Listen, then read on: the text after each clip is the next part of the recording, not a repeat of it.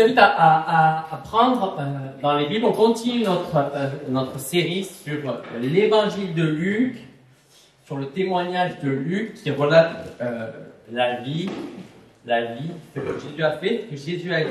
Et là, on continue le parcours qu'on a commencé depuis janvier. Donc, c'est à la page 983 dans les Bibles que vous avez devant vous. Donc, et fait à partir du verset 20 jusqu'au verset 37. Quel chapitre, pardon? Chapitre 17, verset 20 à 37, page 983 dans les Bibles blanches.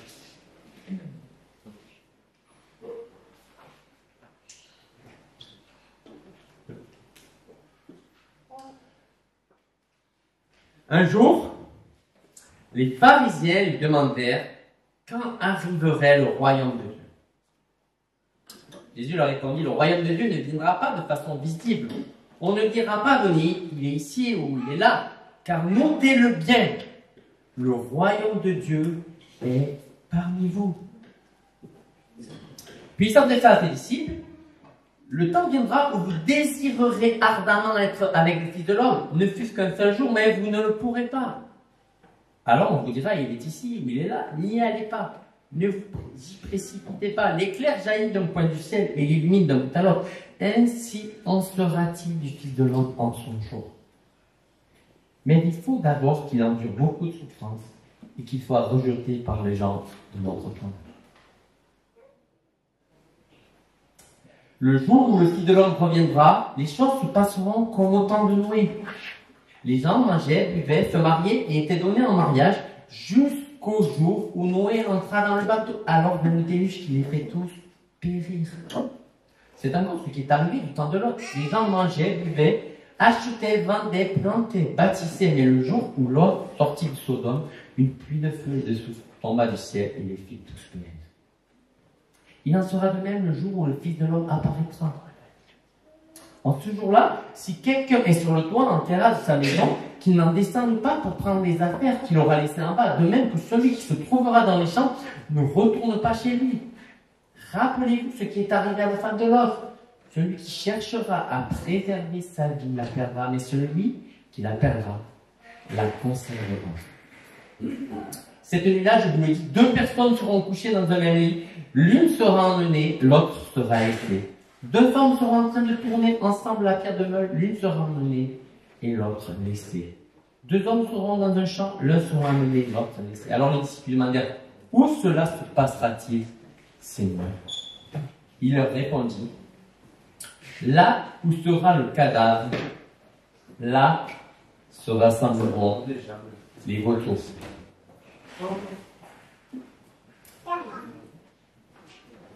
Comme je vous l'ai dit en début de lecture, on continue notre série.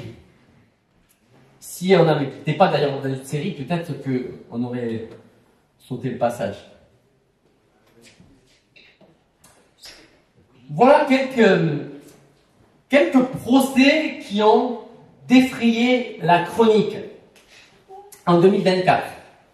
Les viols de Mazan, l'assassinat de Samuel Paty et les attentats de Nice. Alors, ce ne sont pas des éléments qui sont intervenus l'année passée, mais c'est les procès qui ont eu lieu pendant cette période. Et aussi, il y a aussi l'affaire des assistants parlementaires du Rassemblement national. Un système de détournement qui avait vu le jour entre 2004 et 2016. Vous voyez à peu près, on est en 2020. C'était l'année dernière que le procès a eu lieu, presque 20 ans après. Et je ne sais pas quel est votre sentiment quand vous écoutez les informations, comme moi avec mes enfants le soir, souvent au moins du 20h. Moi, j'ai plusieurs sentiments qui se mélangent. Le premier sentiment, c'est l'horreur. Horreur. C'est horrible d'imaginer que des dizaines d'hommes au casier judiciaire vierge, souvent en couple, père de famille, et parmi des professions aussi banales qu'un carreleur, qu'un ex-militaire, qu'un ex-boulanger, se sont livrés au viol d'une femme à son insu, filmée par un pervers. Horreur de l'assassinat d'un prof d'histoire livré à la violence des réseaux sociaux et tué par un extrémiste musulman. Horreur d'un attentat de masse qui a touché Nice, qui a touché aveuglément des enfants, des jeunes, des parents, des retraités. Horreur face à la magouille politique dans ce qu'il y a de plus horrible, du détournement de fonds publics à la démonstration d'un parti qui fait traîner pendant des années pour retarder le procès et qui plus est capable en plus de se faire passer pour une victime. Et en plus, vous savez quoi le pire? C'est que c'est pas le seul. Le MoDem à l'époque, dont le Premier ministre était un des responsables, a eu des problèmes similaires. Oui, c'est bien horrible de constater que notre monde est corrompu et qu'il est pourri. Et en plus, cette pourriture, vous le savez très bien, mes amis, elle ne touche pas que les personnalités publiques. Elle nous atteint. Elle atteint également des personnes anonymes, comme on a pu le voir tout à l'heure. Ça, c'est mon premier sentiment face à tous ces procès horribles. Sentiment. Mais j'ai un deuxième sentiment qui vient se mêler à celui-là. En fait, je me dis, ah mais c'est rien d'étonnant. Ah, c'est banal, quoi. Jour après jour, vous voyez la litanie de ces histoires. Non, ce qui est vraiment étonnant, c'est qu'il y a une bonne chose qui arrive. Et il y a un troisième sentiment qui vient se mêler à tout ça. Et c'est un peu bizarre. Ce troisième sentiment, c'est la joie. Samir, sérieux? Oui, la joie. Oui, mes amis, ces procès me réjouissent pour une raison fondamentale. Non que je me réjouisse de ces horreurs, mais je me réjouis de ce que ces procès aient lieu et que les faits soient bien établis et que la justice soit rendue. Que la justice soit rendue envers ceux qui ont commis des crimes. Oui, mes amis, quand la justice est rendue, nous avons de la joie. Les victimes ont de la joie. L'institution juridique a de la joie. Les êtres humains ont de la joie. Oui, au fond de nous, nous sommes convaincus que ces situations horribles n'auraient pas dû avoir lieu. Et quand la justice est rendue, nous sommes satisfaits. Eh bien, mes amis, je vous propose de penser la même chose avec Dieu. De nous réjouir quand Dieu jugera de la même manière tout le mal qui a été commis sous le soleil. La seule question que j'ai dû nous poser ce matin, et elle est directe. Est-ce que nous sommes prêts pour ce jugement? Et là, c'est intéressant. Il y a plusieurs personnes qui lui font face. Il y a un premier groupe qui, voilà, attendent celui qui va l'établir.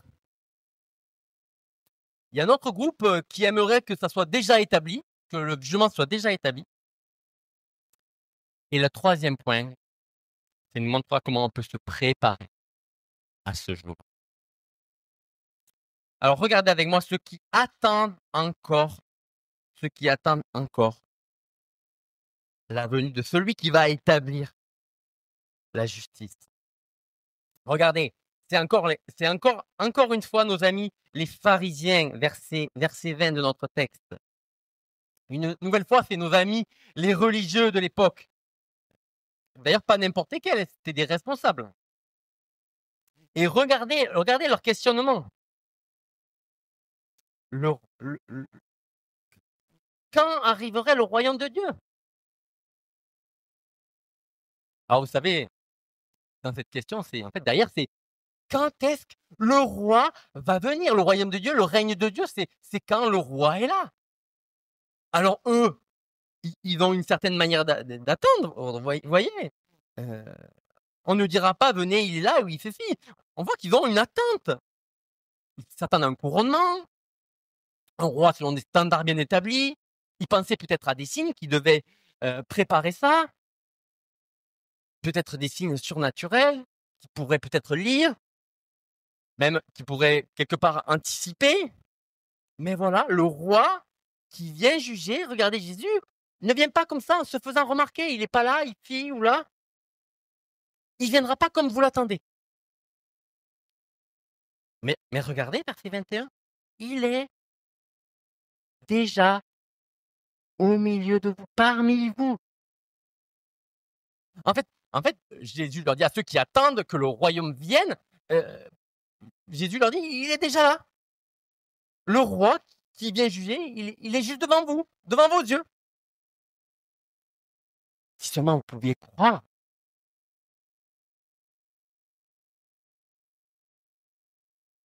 Alors, croire à quoi?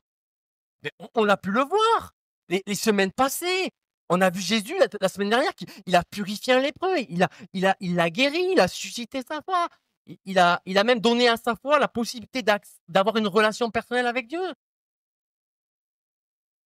Il a démontré de manière puissante par sa vie, par ses œuvres, qu'il était plus qu'un être humain, que c'était Dieu fait homme. Normalement, ces responsables juifs, ils n'avaient pas besoin de plus. Il leur suffisait juste d'écouter Jésus, c'est lui le roi qu'ils attendaient. Il était déjà là. C'est vrai, Jésus avait sans doute l'air d'un paysan, mais il était le roi en réalité.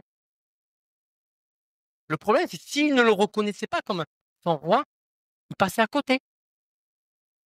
Pour des responsables religieux, c'est quand même assez dramatique.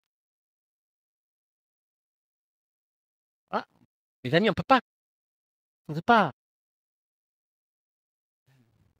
commettre la même erreur que les pharisiens. Le seul espoir de la venue du règne de Dieu, du règne bienveillant de Dieu, est en Jésus-Christ, mes amis. Lui seul peut remettre de l'ordre à notre monde, il l'a démontré.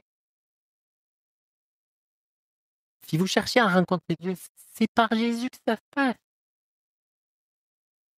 Et pour faire connaissance avec lui, c'est par le témoignage de ses amis qu'on peut le voir. On le voit notamment dans les évangiles. Il n'y a pas 36 chemins pour faire connaissance avec le roi. C'est pas la peine d'aller à tel endroit, à tel truc. Allez au contact de la Bible, de ces témoignages qui ont rendu témoignage à Jésus. Voilà ce que Jésus dit à ceux qui attendent encore. C'était les pharisiens, c'était des religieux, ils attendaient encore. Mais il y en a d'autres qui, eux, avaient déjà placé leur confiance dans ce roi qui vient. Et là, à eux, on va dire, regardez, verset 22, le temps viendra où vous désirerez ardemment être avec le Fils de l'homme, ne fût-ce qu'un seul jour, mais vous ne le pourrez pas. Oh, il y en avait d'autres, il y avait un autre groupe, c'était les disciples, et eux, ils connaissaient le règne de Dieu, ils savaient que Jésus était le roi, mais voilà, Jésus leur dit, et ils se posaient la question, mais quand est-ce que ça sera la fin? Quand est-ce qu'on sera avec toi? Tu nous as annoncé que tu allais mourir, donc c'est quand le jour où on sera avec le roi? Alors ils se rappelaient ce qu'on a vu déjà précédemment, ils se rappelaient que le règne de Dieu viendrait petit à petit, il commencerait par une petite graine et se développerait comme un grand arbre. Et ils se rappelaient aussi que ça serait un processus, puisque Jésus était là et qu'il était parmi eux. Mais c'était pas encore, c'était pas encore fini, c'était pas encore terminé. Le royaume, il était certes déjà là, mais sa réalité totale n'était pas encore arrivée, pas absolue. Mais contrairement aux pharisiens qui, eux, attendez encore, les disciples, ils étaient prêts à en savoir plus, en savoir davantage. Et pour préparer la venue, Jésus il leur parle. Voilà, il leur dit, voilà, le Fils de l'homme ne fut qu'un instant, voilà, vous désirez ardemment être avec le Fils, ne fut qu'un instant, mais vous ne le pourrez pas. Alors on vous dira, il est ici, il est là, n'y allez pas, ne vous y précipitez pas. L'éclair jaillit d'un point du ciel et l'illumine d'un bout à l'autre. Ainsi en sera-t-il du Fils de l'homme en son jour. Mais il faut d'abord qu'il endure beaucoup de souffrances et qu'il soit rejeté par les gens de notre temps. On voit que certes le roi est là, mais il y a un jour futur qui va venir. Alors, Jésus est bien conscient il sait que les disciples ont soif de sa venue. Ils la désirent. D'ailleurs, vous voyez comment Jésus se qualifie. Il se qualifie comme le Fils de l'homme. Le Fils de l'homme, c'est celui, dans l'Ancien Testament, c'est celui, le Dieu, à la fin de l'histoire, qui va juger toute chose. Et son jour, c'est le jour du jugement de la fin. Et tout le monde devait être préparé pour sa venue. Et là, il y a quelques idées reçues que Jésus veut faire sauter. Il y a des gens qui essaieront de vous égarer. Combien prédiront la fin, le jour, voilà. Et vous voyez, d'ailleurs, ils font toujours planter Nostradamus, il y a 2012. Je sais pas ce qu'il y aura bientôt. Il y a toujours des gens voilà, pour piloter, dire qu'il y aura un jour, voilà. Et Jésus dit, il y aura beaucoup de gens qui vont spéculer, même avec les prophéties de l'Ancien Testament, vont dire, voilà, les temps, nanana. Il était d'abord un calendrier pour le retour de Jésus. Jésus leur dit, ne les écoutez pas. Ne vous laissez pas berner. Ce sont des arnaques grotesques. Quand le Fils de l'homme va venir, vous n'aurez pas besoin qu'on vous raconte des trucs, ça sera visible, comme un éclair. Ça va, c'est comme le soleil, ça sera, voilà, quand vous regardez le soleil, quand il fait jour, voilà, quand il n'y a pas de nuages, c'est évident. Par contre, il y a un signe que vous devez discerner avant que le roi vienne juger de manière définitive. Avant sa venue finale, il y aura d'abord une chose étonnante. Regardez le verset 25. On l'a déjà lu. Il faut d'abord qu'il endure beaucoup de souffrances et qu'il soit rejeté par les gens de notre temps. Le roi qui vient juger le monde, ce Fils de l'homme, vient d'abord pour une autre mission. Son royaume commence par un autre jour. Il commence, on l'a vu tout à l'heure, par la mort. Il vient, avant de juger le monde, il vient pour nous sauver chacun. Alors pour les disciples, à cet instant, c'est pas encore clair pourquoi il meurt, mais une chose est certaine, il vient leur montrer qu'il doit mourir pour les sauver. Le salut passera par sa mort. Et ça, ils doivent lui faire confiance. Mais Jésus dit, même si c'est le début, ce n'est pas la fin. À la fin, vous devez y être préparé. Et sa seule question, c'est êtes-vous prêt pour le roi, pour ce Fils de l'homme qui vient juger, rendre sa justice? Vous savez, comme ces procès, c'est une bonne nouvelle pour certains et une très mauvaise. Et là, Jésus, il cite plusieurs exemples. Vous voyez avec moi les versets 26 et suivants, il a pris deux exemples de l'Ancien Testament. Le premier tiré de l'histoire de Noé, le second de l'histoire de la ville de Sodome avec Lot et son épouse. Mais imaginez, Dieu avait demandé à Noé de construire un bateau. Pendant des années, Noé a construit un immense bateau. Ça a dû paraître ridicule au plus grand nombre. Une embarcation au milieu, peut-être un cours d'eau. Personne n'a dû prêter attention à ce qu'il était en train de faire. Ou si on se préoccupait, c'était vraiment pour dire, lui, franchement, il est complètement à l'ouest. Dans le cas des histoires de Sodome, c'était un peu différent. Là, les habitants, c'était une ville où ils étaient méchants. Il y avait de l'injustice, de l'inhospitalité, de l'immoralité.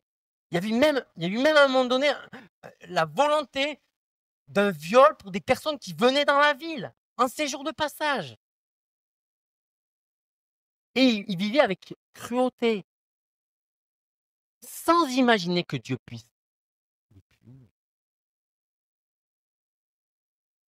Et alors, Jésus, il leur a dit, les gens vaquaient simplement pendant que Noé construisait son bateau, pendant que ils vaquaient à leurs occupations. Les contemporains de Noé, ils mangeaient, ils buvaient, se mariaient, faisaient toute autre chose qu'on fait, voilà, sans se préoccuper. Les habitants de Sodome, c'était pareil. En plus, il nous dit Jésus, ils faisaient du business, ils réfléchissaient au prochain programme immobilier, prochaine vente, prochaine acquisition, peut-être avec un prêt à taux zéro, enfin, ils n'avaient pas à l'époque. Mais...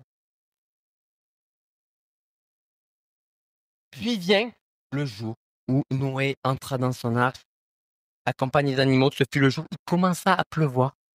Et ça n'a cessé de pleuvoir jusqu'à ce que tout le monde soit emporté. Ceux qui moururent ne l'avaient pas vu venir. Ils avaient juste continué simplement leur vie, sans penser au jugement à venir. Et c'est la même chose d'ailleurs pour les habitants de Sodome. Le texte nous dit ils périrent. Ces 2 jours furent effroyables.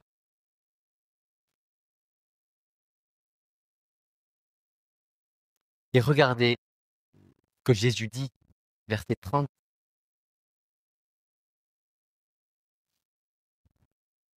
Il en sera de même le jour où le Fils de l'homme apparaîtra.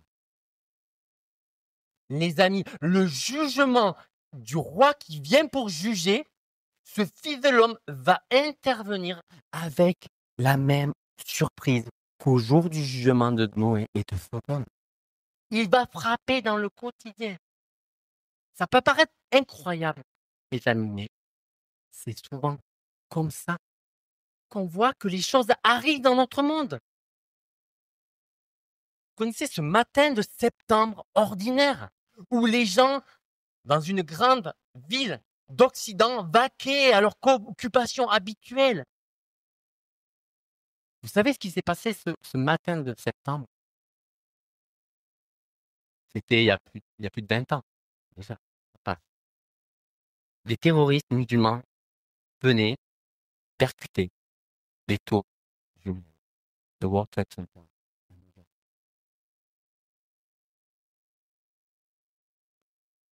Que s'est-il passé le 7 octobre 2023?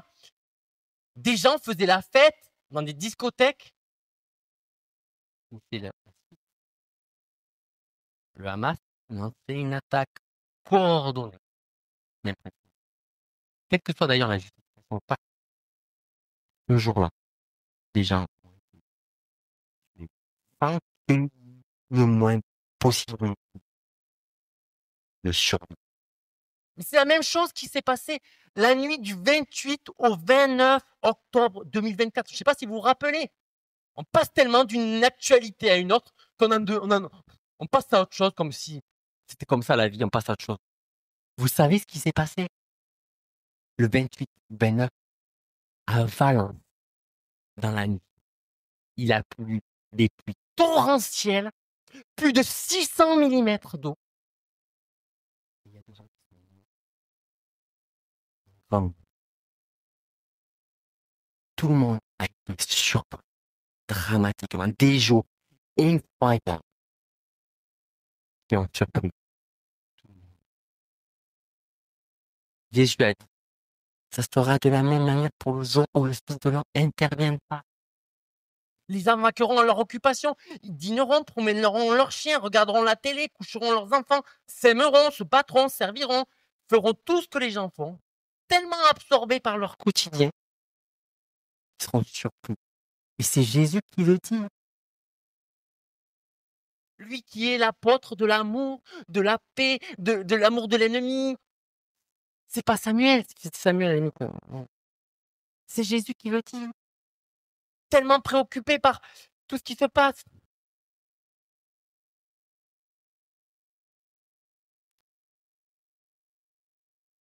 Vous imaginez le drame.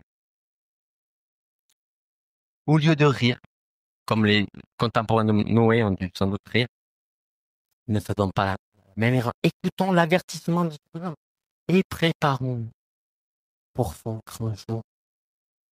Parce que c'est le moyen d'être en sécurité.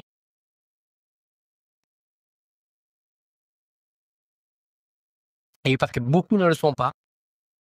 On constate d'ailleurs à chaque fois, à chaque catastrophe naturelle, à chaque attaque terroriste, on se dit mais pourquoi on ne s'est pas préparé? Pourquoi on n'était pas mieux organisé? Pourquoi on n'a pas discerné les signes avant-coureurs? Je pense notamment au déluge d'Al-Aqsa ou le Hamas. On aurait pu imaginer qu'il y avait quand même un terreau fertile à ce qui est, voilà, à ce que ça arrive. Mais à chaque fois, c'est un manque de préparation.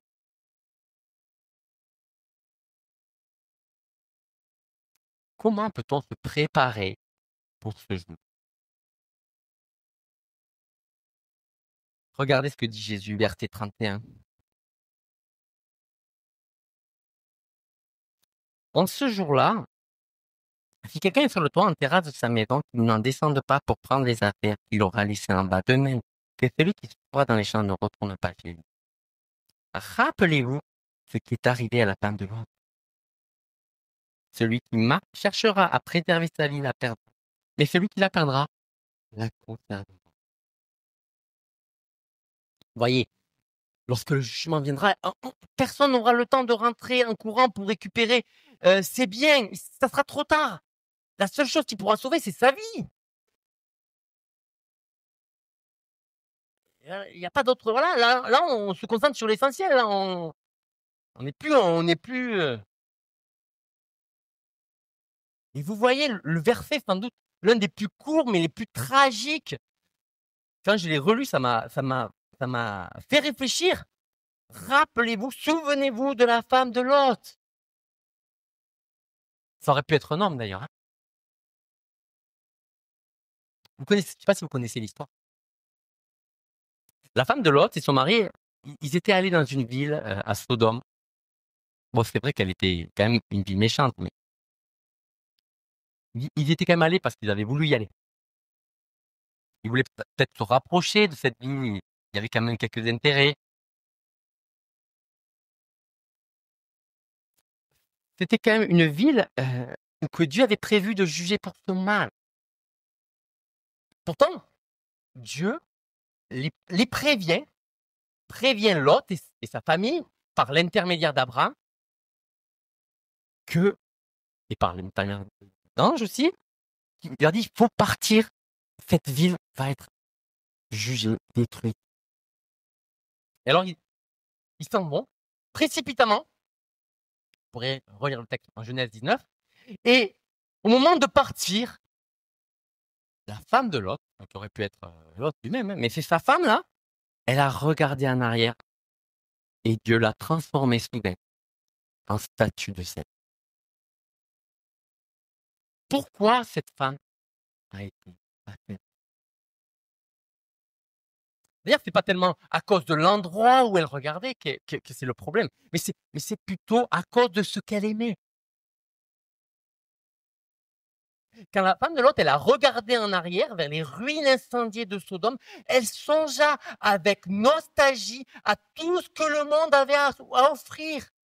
La sécurité de sa famille, les plaisirs et l'approbation des voisins qui savaient prendre ce qu'il appelait du bon temps.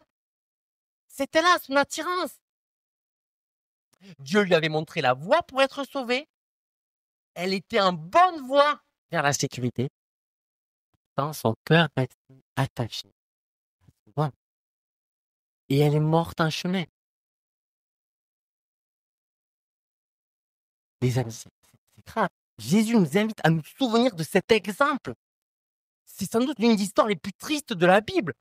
Elle était presque sauvée, a déclaré un prédicateur bien connu, mais pas tout à fait. Ça exige vraiment un examen de conscience pour nous, chacun. Moi, le premier.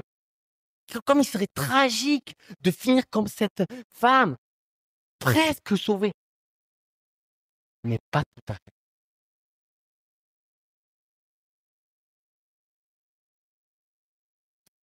Ne regardons pas en arrière, mais fuyons la colère à venir. Car comme Jésus a dit au verset 33, celui qui cherchera à sauver sa vie la perdra, mais celui qui la perdra la conservera. C'est d'ailleurs un des paradoxes de l'évangile. Si nous essayons de sauver notre vie, qu'on s'accroche à notre position dans le monde, avec tous ces biens, nous finirons par la perdre. Voilà. Tout ce que nous avons gagné avec tant d'efforts. En revanche, si nous donnons notre vie, si nous consacrons notre vie au Seigneur Jésus, en offrant notre temps et nos talents, alors nous le conserverons pour la vie éternelle. Certains pourraient penser que nous sommes fous, mais en renonçant à ce que la terre a à nous offrir, nous gagnons ce que le ciel peut nous donner. Et comme l'a dit un prédicateur que je trouve intéressant, en fait, il n'est pas fou celui qui donne ce qu'il ne peut garder pour gagner ce qu'il ne peut perdre. Allons nous vivre, les amis.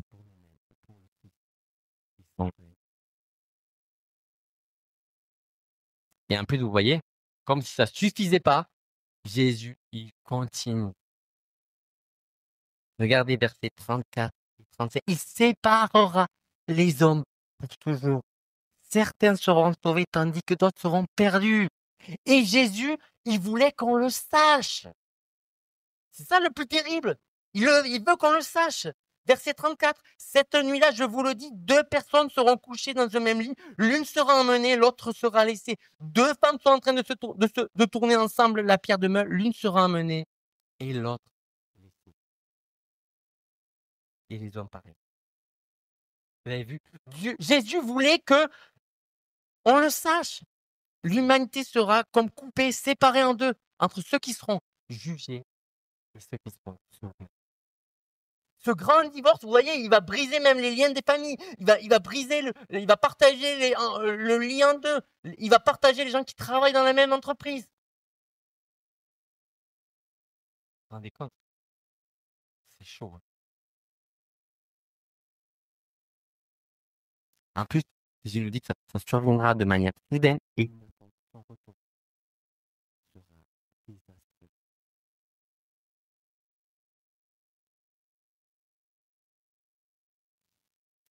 Si nous avons placé notre confiance en Jésus et croyons qu'il est vraiment mort pour nous et que nous voulons vivre pour lui, on n'a pas de raison.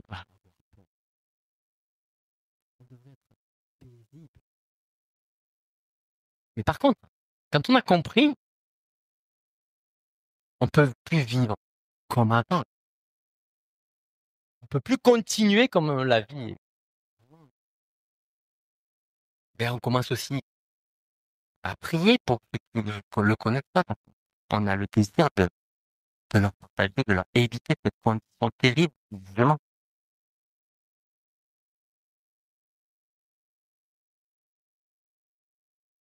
On voit que même Jésus termine par une citation un peu bizarre, on se demande qu'est-ce que ça veut dire, mais sans doute les disciples ne pouvaient plus poser la question quand, mais alors ils ont dit dans quel endroit on peut éviter ce jugement? Le seul moyen d'éviter ce jugement, là où est le cadavre, là se rassembleront.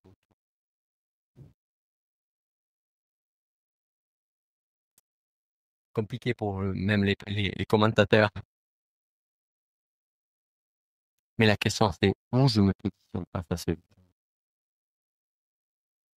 C'est encore un avertissement. Alors je ne sais pas quel est votre sentiment. Je ne sais pas quel est votre sentiment face à cette annonce que j'ai fait. Vous dites, est-ce que vous vous dites comme peut-être, est-ce que Jésus n'est pas en train de faire comme tous les autres êtres humains, chercher à manipuler les foules par la peur? Est-ce que Jésus ne serait pas en train de faire la même chose voilà, pas différent de ce Dieu en colère qu'on m'a si souvent présenté qui veut me punir?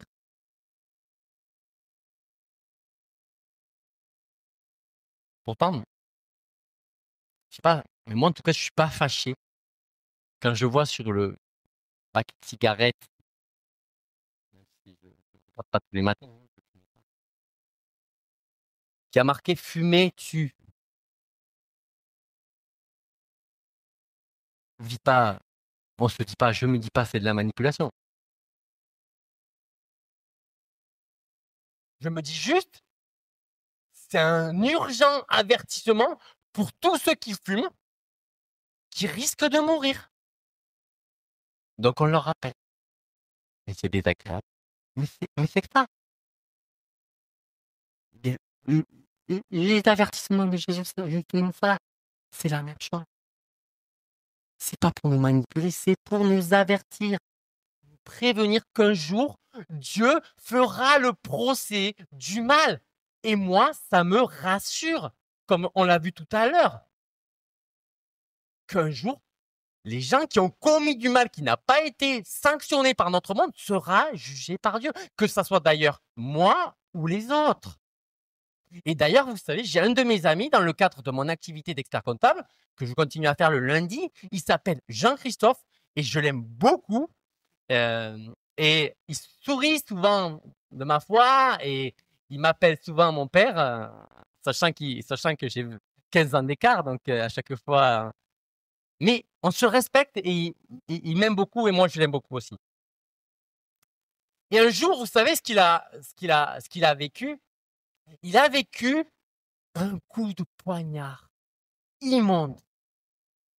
Vous savez ce qui s'est passé? Il s'était associé avec un gars dans le cadre de ses business et son associé, non seulement il a cherché à lui piquer du cœur, mais il a même cherché à lui prendre son meilleur ouvrier. Et en plus, il paraît, il a trahi, mais c'était immonde.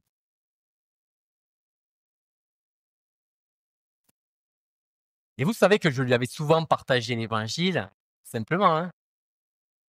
Mais là, je pense que c'est l'un des fois où il a été le plus sensible. Je lui dis un jour, mais moi, selon ma foi, selon mes convictions, un jour, Dieu, il va juger. Dieu, il permet pas que le mal soit laissé comme ça. Oui, même pour mon ami. C'était apaisant de savoir qu'un jour, le mal va être jugé. Le seul truc, c'est que souvent, en fait, la justice, on veut qu'elle soit établie pour les autres. Jésus veut qu'elle soit établie pour nous aussi. Le seul moyen par lequel nous puissions être rendus, déclarés justes devant le Dieu saint, c'est de croire en Jésus qui a été fait justice pour nous. Jésus nous invite à placer notre corps dans sa vie pour être sauvé et pour être épargné de ce jugement.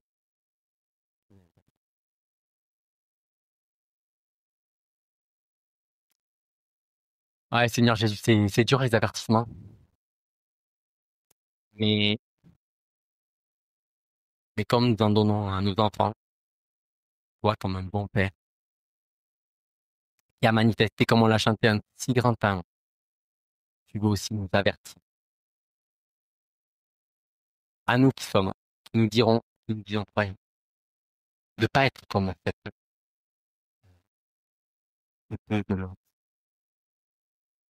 le regard en arrière, trop attaché.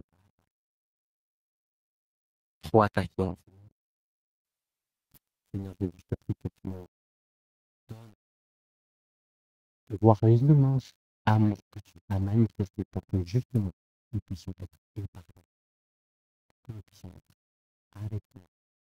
Et Seigneur, que tu puisses considérer avec attention cet avertissement. Et Seigneur,